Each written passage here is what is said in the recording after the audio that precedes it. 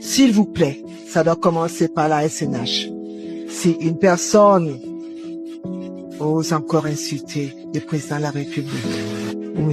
Bobia, ou le ministre Adolphe Moudiki, les sanctions vont suivre.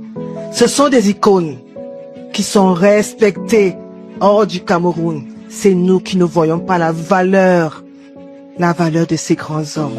De quoi, et au nom de quoi, Nathalie Moudiki peut prendre la parole dans une entreprise dont elle n'est pas légitimement la dirigeante pour enjoindre les Camerounais de ne pas critiquer des gens, effectivement, pour un élu contestablement, puisque moi je fais partie de ceux qui ont contesté, qui contestent le résultat de l'élection présidentielle du 18 octobre 2025. Je ne suis pas le seul, mais passons. Il y a un président de la République. Un président de la République, c'est celui qui rend compte à son peuple. Si un citoyen constate que le président de la République n'est pas à la hauteur ou le président de la République n'a pas répondu aux questions, il lui pose des questions et il le critique, Madame Moudiki. Deuxièmement, Monsieur Moudiki, mais enfin, Monsieur Moudiki est où? Vous êtes administrateur, directeur général d'une entreprise publique. Vous êtes payé pour ça. D'ailleurs, votre mandat est échu depuis longtemps. Les actes même que vous posez sont illégaux au regard de la loi. Il y a depuis 1993 un directeur général, ça fait 33 ans qu'il est à ce poste-là. Eh bien, moi, je n'ai rien contre les amours ou les idylles qui peuvent naître au sein d'une entreprise. C'est humain, c'est normal, etc.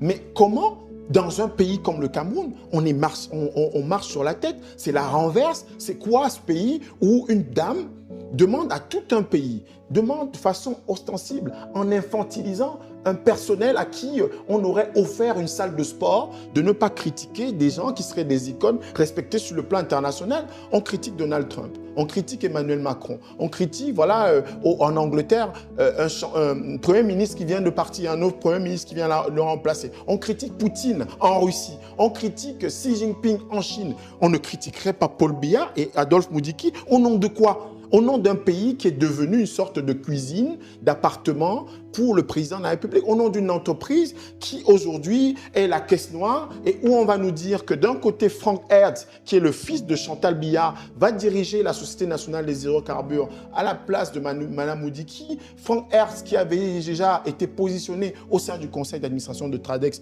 Guinée équatoriale ou Centrafrique, parce que Tradex opère en Afrique centrale, donc dans la sous-région Afrique centrale. On a déjà quelqu'un, comme Madame Nathalie Moudiki, dont on ne connaît pas le pédigree, dont on ne connaît pas le parcours, dont on ne connaît pas les états de service, qui est responsable d'une entité publique comme la SNH. Et bon, voilà donc une opposition entre deux personnes, effectivement, qui s'entendaient comme doigts et ongles, qui aujourd'hui, on nous dit qu'elles ne s'entendent pas pour être à la tête de la Société nationale des hydrocarbures. Il faut que cette opacité, cette culture du secret et cette culture de la caisse noire, en fait, ce sont les Camerounais, effectivement, de ce point de vue-là, qui sont interpellés. Si vous pouvez être émasculé en tant que peuple par une dame à la tête de la Société nationale des hydrocarbures, par le seul fait qu'elle a été cadre depuis 28 ans et par le seul fait qu'elle a épousé le directeur général, je ne sais pas ce qu'on deviendra en tant que pays, en tant que peuple.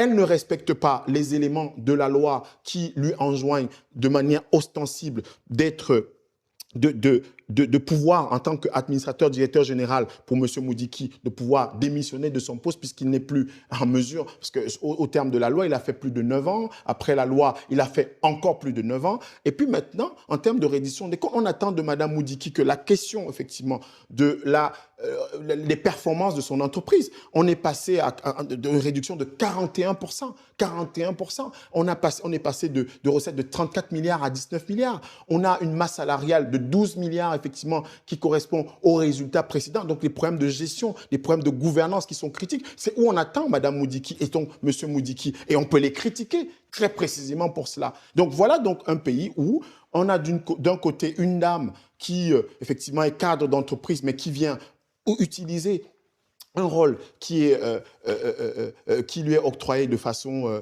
je veux dire, illégitime, et d'un autre côté, discrétionnaire ou illégitime, si vous voulez, et puis d'un autre côté, la famille présidentielle qui se bat pour une entreprise qui n'est pas une entreprise présidentielle, qui est une entreprise d'État, une entreprise publique.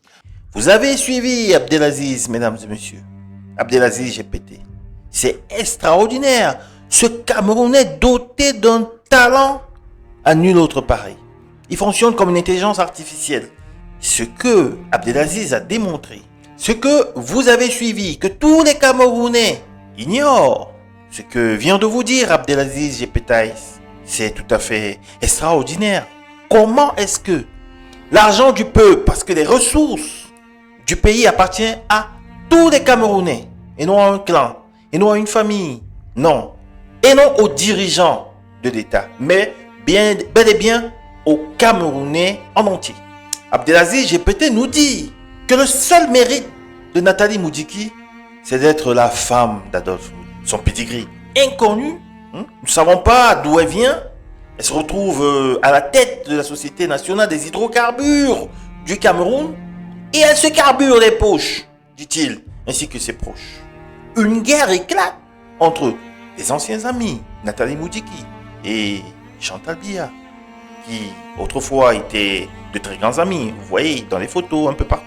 Mais Chantal Biya a davantage soif du pouvoir que Nathalie Moudiki. Et dans sa soif de pouvoir, elle décide de vouloir introduire son fils, qui est déjà au conseil de la société Tradex, qui fait partie des filiales de la SNH, à la tête du conseil d'administration de la SNH.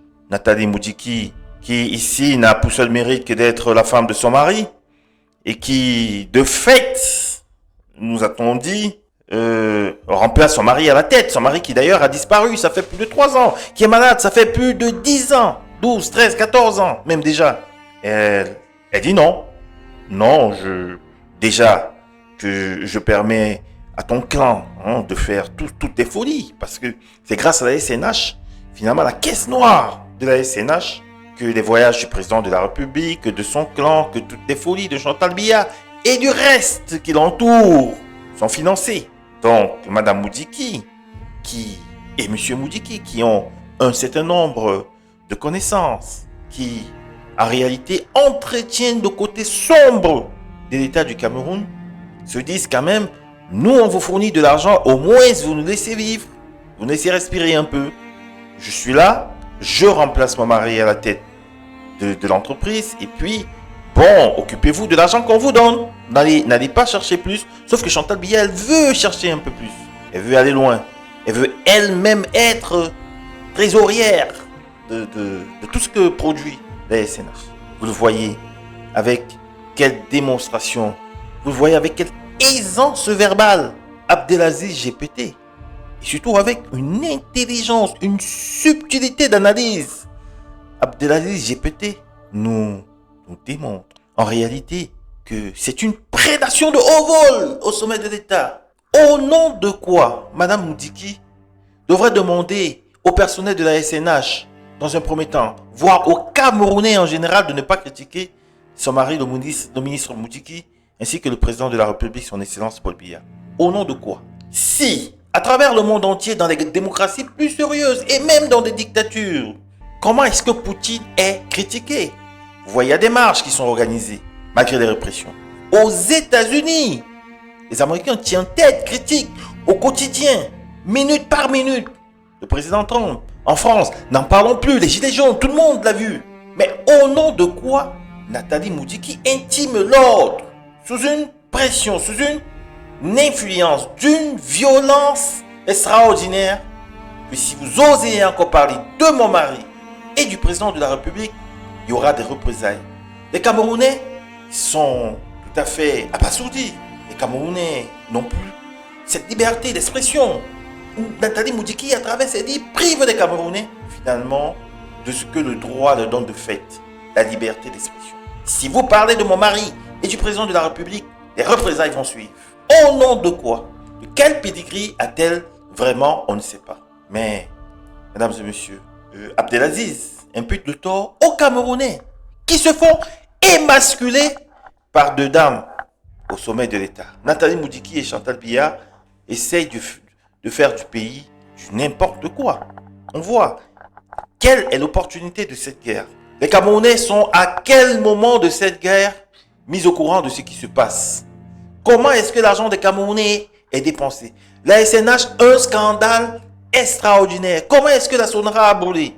Les Camerounais n'en savent absolument rien. Et les Camerounais apparemment ne veulent rien savoir. Un peuple finalement émasculé. Mesdames et messieurs, vous avez suivi avec certainement beaucoup d'attention cette intervention d'Abdelaziz Jepete, généralement désormais notre intelligence artificielle nationale, Abdelaziz. Vous allez suivre l'entièreté de cette intervention dans Décrypter l'Afrique.